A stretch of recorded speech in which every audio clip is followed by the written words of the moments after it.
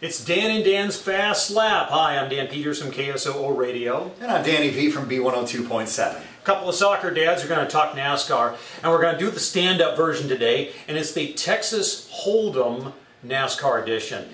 Look at all this you bring to the table. Yeah. This is great. Yeah, and I've I even don't got get it, but it looks great. Jeff Gordon playing cards to boot. I like it. He's on his lid. Look Yeah. out. What is this? This isn't an omen for him, is it? No, I don't think so. Okay. I think he's going to make it to the next round. All right. But I do this in honor Take a of look. the gambling nature of Kevin Harvick and the rest of the NASCAR gang. Now, these two aces, that's Kevin Harvick on Sunday at New Hampshire. The king and queen of clubs, that's Matt Kenseth, and then the two jacks, that's Denny Hamlin. In Texas Hold'em, what happens first is you flip over the next three cards to see what kind of hand you have. And the best five-card hand wins. Well, you bring out the ace of clubs and the jack of clubs, and this next card, the six of spades. Now, you evaluate your hand, this poker hand. Kevin Harvick, he's looking pretty good because he's got three aces. And three aces is going to win you a lot of poker hands. Okay. Now, you turn over that next card, and you've got this queen of spades. So you've got these four cards to add to your hand. Matt Kenseth has the king, the ace, the king, the queen, the ace, the jack. All he needs is that 10 of clubs, and he's going to win the race. But wait, Harvick, he's leading the race. He's got 10 laps to go, leading Matt Kenseth.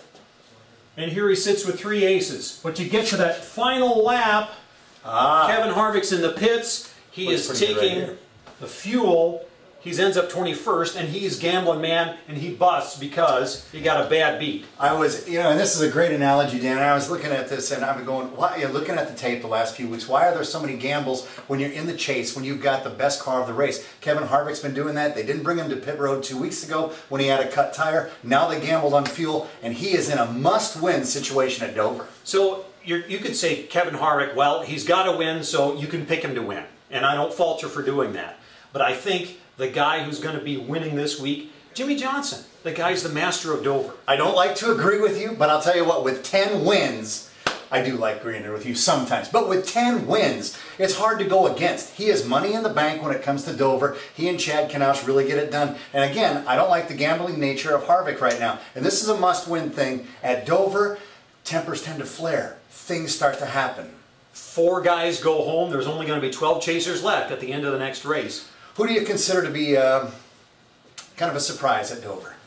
I'm going to say Martin Truex because he's won there before, and I think he is going to be on a mission to win at Dover. And I think one of the surprises would be probably Clint Boyer. We don't talk a lot about him because he's just been kind of this iffy driver for the most of the year, but then he makes the chase, something kind of lights up in that number 15 Toyota, and keep in mind, Dover's a great track for him.